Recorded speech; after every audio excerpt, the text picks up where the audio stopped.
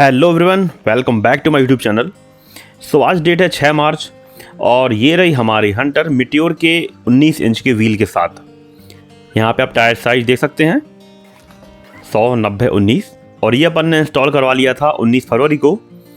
सो लगभग 16-17 दिन से मैं इस व्हील के साथ अपनी हंटर को राइड कर रहा हूँ। सो आज इसका फाइनली रिव्यू जो है वो मैं शेयर करने वाला हूँ। सो ये व्हील अपग्रेड करने के बाद आपको कुछ प्रोस और कॉन्स मिलेंगे। तो सबसे पहले हम बात कर लेते हैं प्रोस की। तो भाई सबसे बड़ा प्रोस है इसका ग्राउंड क्लियरेंस बढ़ चुका है लगभग 20 से 25 mm तक, यहाँ पे आप देख सकते हैं। तो यहाँ पे हमें ऑफ रोडिंग में कोई दिक्कत नहीं है अब। और दूसरा इसका जो साइड स्टैंड है, ये जब बाइक खड़ा करते हैं तो अब ये टिल्ट रहती है। पहले ऐसा था कि हम बाइक साइड स्टैंड पर लगाते थे और बाइक हमारी सीधी रहती थी, तो बाइक जिसकी वजह से मेरी भी 2 बार गिर चुकी है और जगह ढूंढनी पड़ती थी कि कहाँ पर बाइक लगाएं। बट अब ऐसा नहीं है, अब आप जहाँ कहीं भी आप बाइक को साइड स्टैंड पर लगा सकते हैं। और तीसरा है इसका राइडिंग पोस्चर। पहले हमें थोड़ा आगे की ओर झुकना पड़ता था, बट अब हमारा राइडिंग पोस्चर जो है वो थोड़ा अपराइट हो गया है, तो अब ये पहले से ज़्यादा कंफर्टेबल फील होगी। एंड चौथा है इसका लुक। क्योंकि हंटर को आप साइड से देखते होगे तो आपको लगता होगा कि ये व्हील किसी और बाइक का है। काफ़ी छोटा सा व्हील लगता था 17 इंच वाला, बट ये 19 इंच का व्हील लगाने के बाद हंटर जो है हमारी काफ़ी मस्कुलर लगती है। यहाँ पे आप देख सकते हैं इसका लुक जो है वो काफ़ी इन्हेंस हो गया है। सो भाई ये तो बात हो गई इसके प्रोस की। अब बात करते हैं इसके कॉन्स की। तो यहाँ पे काफ़ी सारे कॉन्स हैं जो कि काफ़ी मेजर भी हैं। तो सबसे पहला कॉन्स मैं दिखाने वाला हूँ वो है इसके स्पीडोमीटर में। तो यहाँ पे अब क्या हो रहा है कि ये जो इसका स्पीडोमीटर है ये अब एग्जैक्ट स्पीड नहीं दिखा रहा है, ना ही ये एग्जैक्ट रीडिंग दिखा रहा है। तो यहाँ हम सबसे पहले चेक करने वाले हैं इसकी रीडिंग। तो यहाँ हम क्या करेंगे कि हम 10 किलोमीटर राइड करके देखते हैं और देखेंगे कि हंटर का स्पीडोमीटर कितने किलोमीटर शो करता है। तो इसके लिए हम साथ में ले चलेंगे अपनी एवेंजर को। तो यहाँ पे हम एवेंजर की रीडिंग नोट कर लेंगे। एंड यहाँ पे जो इसका ट्रिप मीटर है ये ख़राब है, इसलिए यहाँ पे हम इसकी रीडिंग नोट कर रहे हैं। तो यहाँ पे इसकी रीडिंग है 902.4। तो अब हम एवेंजर के मीटर के हिसाब से 10 किलोमीटर राइड करेंगे, मीन्स 912.4। जब ये रीडिंग हो जाएगी वहाँ पे हम गाड़ी को स्टॉप कर देंगे और देखेंगे कि हमारी हंटर जो है वो कितने किलोमीटर शो करती है। तो यहाँ पे आप देख सकते हैं अपना जो ट्रिप ए मीटर है ये अपन ने 0 कर दिया है। और अब चलेंगे यहाँ से 5 किलोमीटर जाना, 5 किलोमीटर आना, तो टोटल हो जाएगा 10 किलोमीटर।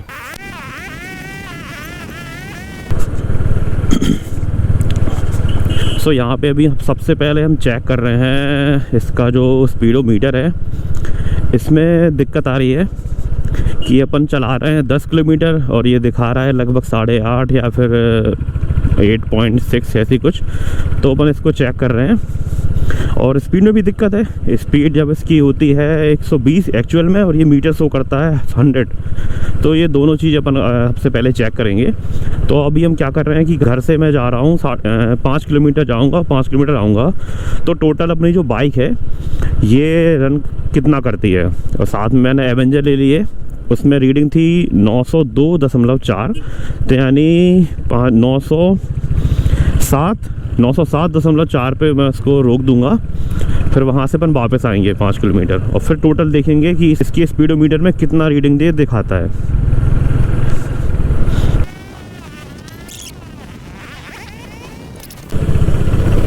नौ 907.4 पे रुक जाना, 907.4 पे 907.4।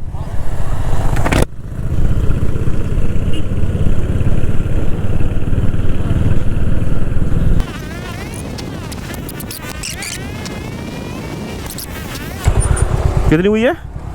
906.9। अपन को 907.4 चलना है। तो अपन एक काम कर रहे हैं, सिटी चलना वहीं जस्ट मोड़ लेंगे। ठीक है चलो।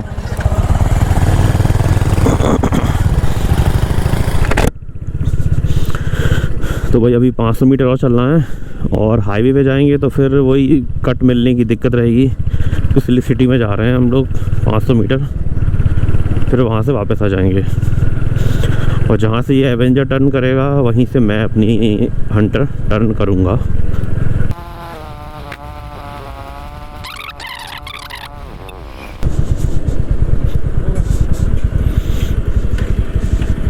नौ 907.4 ना?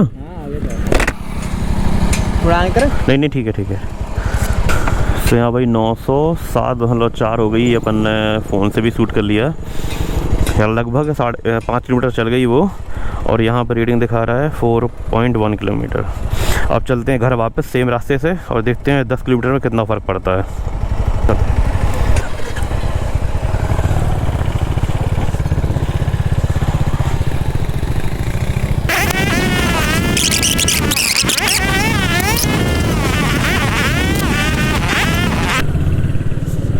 तो ये हम आ गए हैं वापस घर और अब मैं आपको सबसे पहले एवेंजर की रीडिंग दिखाता हूँ। तो यहाँ पे आप देख सकते हैं रीडिंग हो गई है 912.4। जब यहाँ से अपन ने स्टार्ट किया था जाना तब थी 902.4। तो टोटल मिला के अपन ने 10 किलोमीटर राइड कर ली है। और यहाँ पे जो हमारी हंटर है ये दिखा रही है 8.3 किलोमीटर। मतलब जब हम एक्चुअल में 10 किलोमीटर चलते हैं तो ये मीटर जो है अभी 8.3 किलोमीटर शो कर रहा है। यानी अब हमें 5000 किलोमीटर की जगह 4150 किलोमीटर पे सर्विस करानी रहेगी।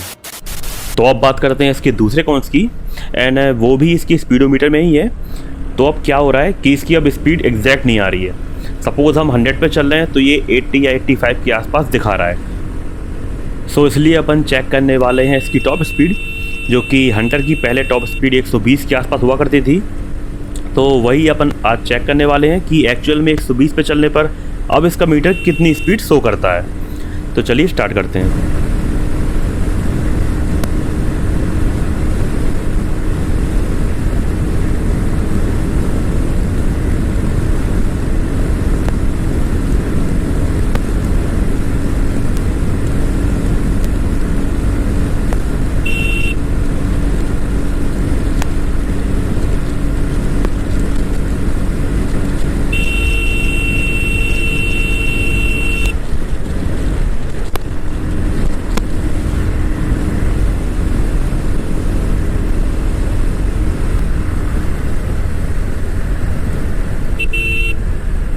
तो भाई यहाँ पर जल गई है फिर से ABS की बत्ती और स्पीड टॉप जो हो पाई थी वो आई थिंक 105 के आसपास थी।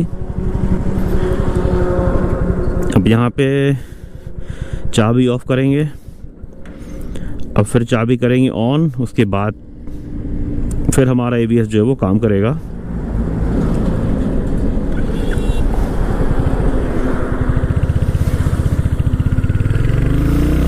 तो यहाँ पे आप देख सकते हैं अगेन मीटर जो है वो हमारा काम करना स्टार्ट कर चुका है। अब एक बार फिर से स्पीड चेक कर लेते हैं, क्योंकि यहाँ पे आई थिंक सीधा रोड है।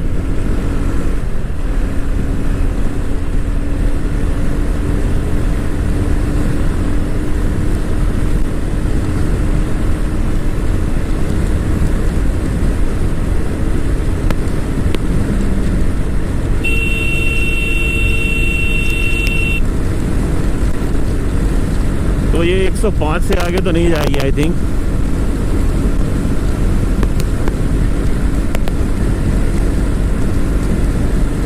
और GPS में स्पीड आप देख पा रहे हैं कितना दिखा रहा है।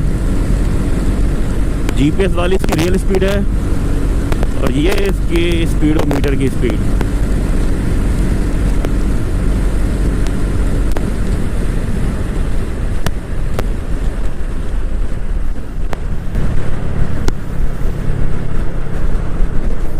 तो ये फिर से भाई वही ABS की बत्ती जो है वो जल गई है। अब हमारा ABS काम नहीं करेगा। तो भाई बाइक की जो टॉप स्पीड है जो हम स्पीडोमीटर में देख पा रहे हैं वो है 105 और रियल में GPS में आपने देख ही लिया होगा। अभी मुझे भी नहीं पता कितनी दिखा रही थी GPS में। जब मैं घर जाके वीडियो एडिट करूँगा तब मुझे पता चलेगा। 120 के आसपास पर होगी। मीन्स अब हमारी हंटर की टॉप स्पीड पहले जो 120 होती थी वो अब रहेगी केवल 105। तो भाई अब आते हैं हमारे तीसरे सबसे बड़े मेजर कॉन्स पे, वो है इसका ABS का वर्क ना करना।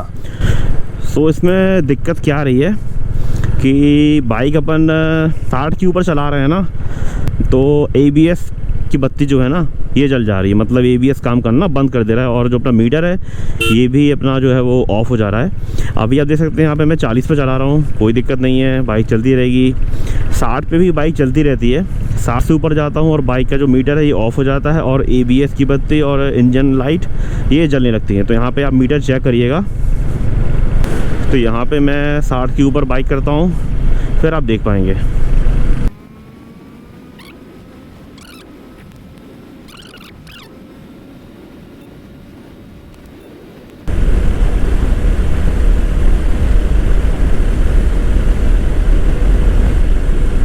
तो यहाँ पे आप देख सकते हैं ABS की बत्ती जो है वो अपनी ये जलने लगी है, इंजन लाइट भी जलने लगी है और मीटर जो है ये अपना ऑफ हो गया है। अब ब्रेकिंग जो है वो नॉर्मल रहेगी। अब ABS हमारा काम नहीं करेगा और ना ही ये मीटर जो है वो रीडिंग दिखाएगा, ना ही ये स्पीड दिखाएगा। और मेन बात क्या है कि ABS काम नहीं कर रहा हमारा। यहाँ पे इंजन लाइट भी आ रही है, साथ में मीटर भी काम नहीं कर रहा। ये सब चीज़ें ठीक है, छोटी मोटी चीज़ें हैं, बट जो मेजर इशू है ये है हमारा ABS वर्क ना करना। तो अब अपन को इसका सॉल्यूशन देखना रहेगा। रियर टायर भी अपन एक बार अपग्रेड करके देखेंगे। अगर रियर टायर अपग्रेड करके कुछ रिजॉल्व होता है तो ठीक है, वरना फिर अपन को वही 17 इंच वाला व्हील ही लगाना रहेगा, क्योंकि अपन को ABS तो चाहिए भाई।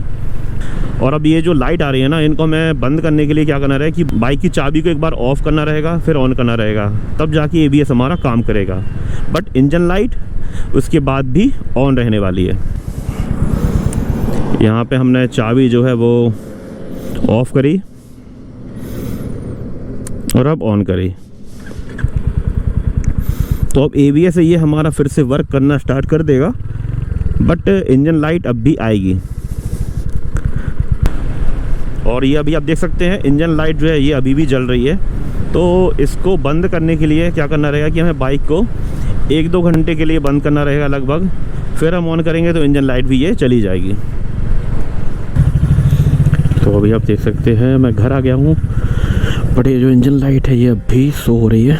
तो अब यहाँ पे बाइक करेंगे बंद कुछ देर के लिए। तो भाई यहाँ मैंने तकरीबन 1 घंटे के लिए बाइक बंद कर दी थी। अब यहाँ पे अपन इग्निशन ऑन कर रहे हैं और अब चेक करेंगे कि इसकी इंजन लाइट अब जाती है या नहीं। तो यहाँ हमने बाइक को स्टार्ट किया। तो आप यहाँ पे देख सकते हैं इंजन लाइट जो है वो अब जा चुकी है। और ये ABS की जो लाइट है ये जैसे अपन बाइक चलाएंगे तब ये ऑटोमेटिकली चली जाती है। तो भाई यहाँ पे इसका जो सबसे बड़ा कॉन्स जो मुझे लगा वो ये है कि इसका जो ABS है ये 60 के ऊपर हम 10-15 मिनट बाइक चलाते हैं तो इसका ABS जो है वो वर्क करना बंद कर देता है। और अब बात करते हैं राइडिंग रिव्यू, जो काफ़ी लोग मुझसे पूछ रहे हैं कि भाई बाइक चलाने में अब कैसी है, कैसा क्या है। तो भाई बाइक चलाने में मुझे अब इतना कुछ दिक्कत फेस नहीं हो रहा है। ABS का मैटर अगर मैं छोड़ दूं तो उसके बाद मुझे इतनी दिक्कत नहीं हो रही है। जब मैंने ये टायर लगवाया था तब ज़रूर अपन को फील हो रहा था कि कॉर्निंग में दिक्कत आ रही थी, बाइक टर्न कर रहे थे तब दिक्कत आ रही थी। बट अभी ऐसा नहीं है, अब बाइक जो है वो अपने हाथ में लग चुकी है। बट हाँ, जो 17 इंच वाले में मज़ा आता है ना बाइक चलाने में, वो जो कॉर्निंग होती है 17 इंच वाले में, वो इस टायर में आपको फील नहीं होगी। वो कहते हैं ना कुछ पाने के लिए कुछ खोना होता है, तो अगर आपको ग्राउंड क्लियरेंस चाहिए तो वो कॉर्निंग वाला जो कॉन्फिडेंस है वो यहाँ पे खोना रहेगा।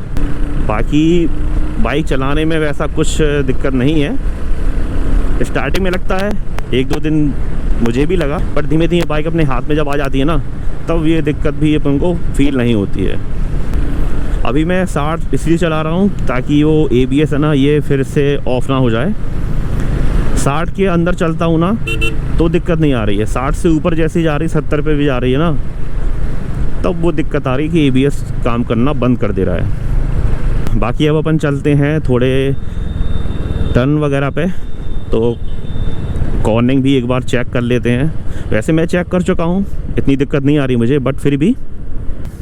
और सबसे मेन चीज़ है इसका माइलेज। तो माइलेज में मुझे कोई भी ड्रॉप नहीं मिला है। जितना माइलेज मुझे पहले मिल रहा था उतना ही माइलेज मुझे अभी भी मिल रहा है। मैं फुल टैंक पे चेक कर चुका हूँ। तो यहाँ पे आप देख सकते हैं कॉर्निंग अब भी मैं कर पा रहा हूँ, बट पहले यहाँ जो स्पीड अभी आप देख पा रहे हैं 40, 45, 50 थी, पहले वो स्पीड वहाँ पे 60-70 हो जाती थी।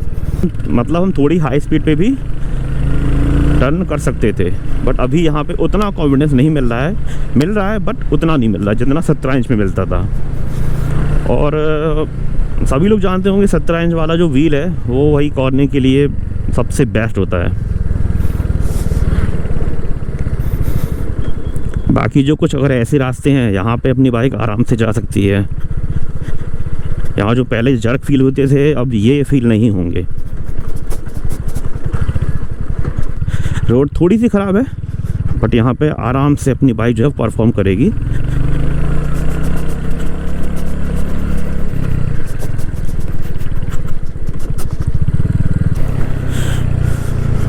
तो भाई चलाने में भी मुझे कोई दिक्कत फील नहीं हो रही है। थोड़ा सा आपको कॉर्निंग में स्पीड स्लो करनी रहेगी, उतना अच्छे से आप नहीं कर पाओगे, और इसके अलावा मुझे कोई भी दिक्कत फील नहीं हो रही है।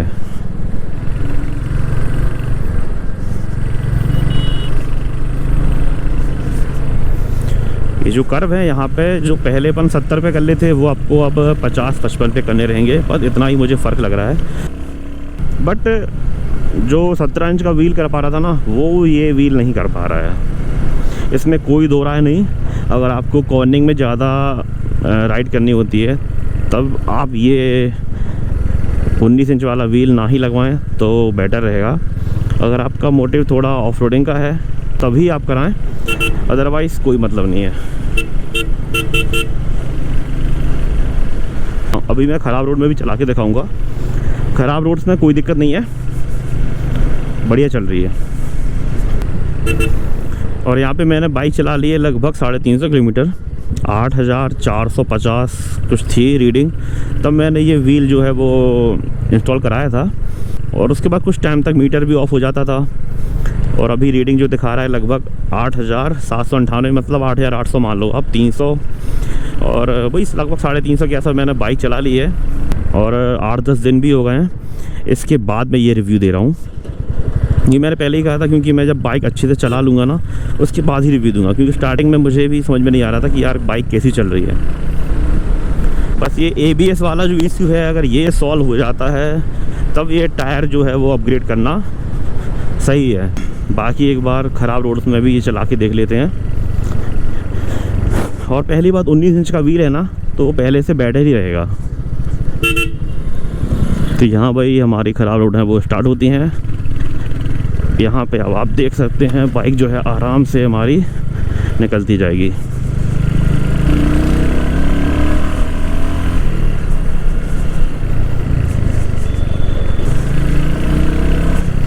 यहाँ पे आप देख सकते हैं आराम से निकलते जा रहे हैं हम लोग। ये छोटे मोटे गड्ढे तो अब पता ही नहीं चल रहे हैं। पहले एक बार फील होते थे 17 इंच में, बट अभी ये फील नहीं हो रहे हैं इतने। और 19 इंच का ये बेनिफिट तो रहता है कि छोटे मोटे गड्ढे वड्ढे आपको पता नहीं चलेंगे।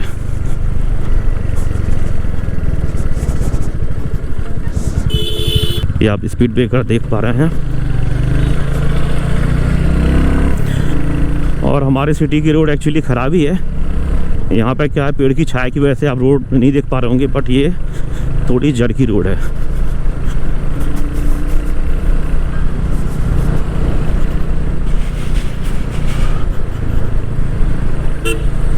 तो अब इन रोड्स में क्या हो रहा है कि पहले थोड़े जर्क वगैरह लगते थे ना, क्योंकि 17 इंच का व्हील था ऑब्वियसली, तो वो डायमीटर छोटा होता है उसका, तो गड्ढे में टायर हमारा गिरता है, तो उस हिसाब से 17 इंच वाले में झटके जो है ज़्यादा लगते हैं। अभी ये 19 इंच का है ना, तो अभी इतनी दिक्कत नहीं आ रही है।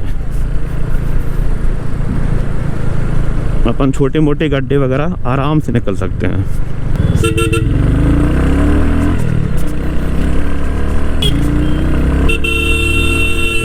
तो यहाँ पे सिटी में भी मैं चला के दिखा दे रहा हूँ आपको, गड्ढे वगैरह भी हैं और थोड़ा सा पता भी चल जाएगा कि बाइक सिटी में कंट्रोलिंग कैसी दे रही है। तो दिक्कत मुझे कंट्रोलिंग में तो नहीं आ रही है।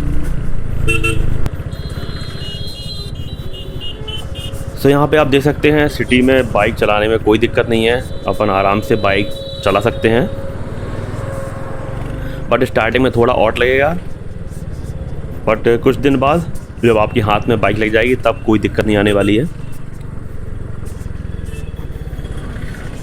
तो बस जो अब मेन इशू जो मुझे लग रहा है वो है केवल ABS का, उसके अलावा बाइक में मुझे कोई इशू नहीं लग रहा है।